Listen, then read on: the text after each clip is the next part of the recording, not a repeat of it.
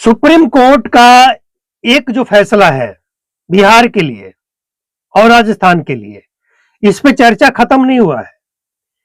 Supreme court ये कहकर राजस्थान में शराब, जो हाईवे के आसपास शराब की दुकान लगी है, ठेका लगा है, उसको हटाने से इनकार कर दिया कि जो पथ परिवहन विभाग है वो और कुछ और विभाग, जो रोड एक्सीडेंट होता है ना, इसमें जो भी विभाग काम करता है इसके लिए या कोई संस्था काम करता है, ये सब इसके लिए अलग से व्यवस्था करे।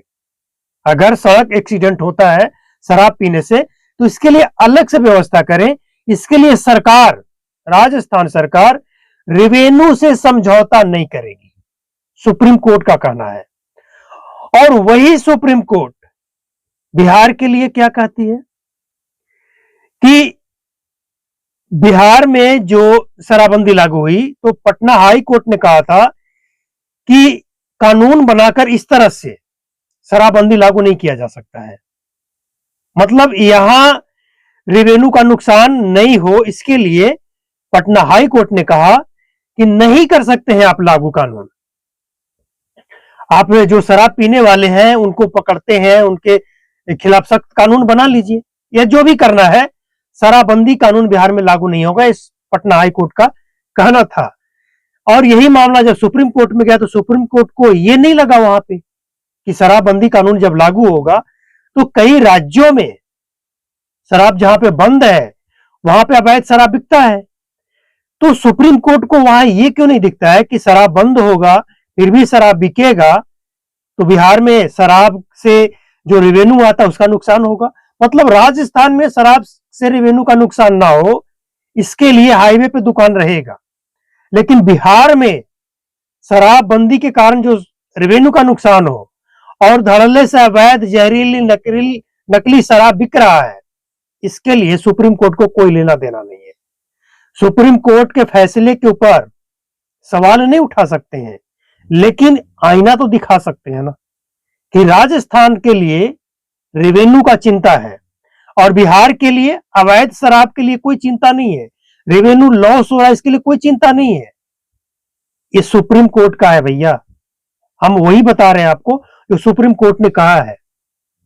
लेकिन आज सुप्रीम कोर्ट को खुद संज्ञान लेते हुए ये देखना चाहिए कि जिस राज्यों में शराबबंदी है उस राज्य की स्थिति क्या है।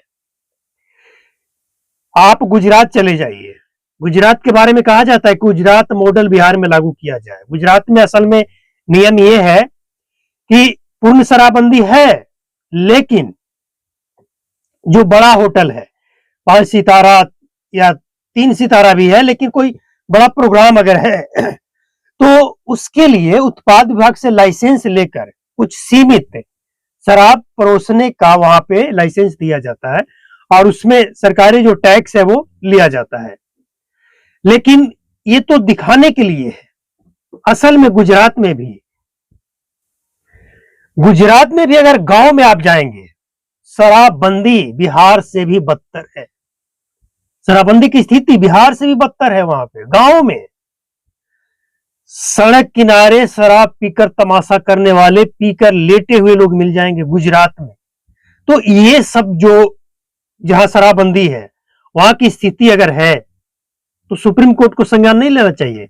एक तरफ आप कहते हैं कि शराब से सरकारी खजाने का नुकसान नहीं होना चाहिए और दूसरी तरफ आप सरकार को ये कहकर छूट दे देते हैं कि सरकार के अधिकार क्षेत्र में ही आता है। तो ये आईना है सुप्रीम कोर्ट के ही दोहरे चरित्र का, बाकी लोग समझ सकते हैं।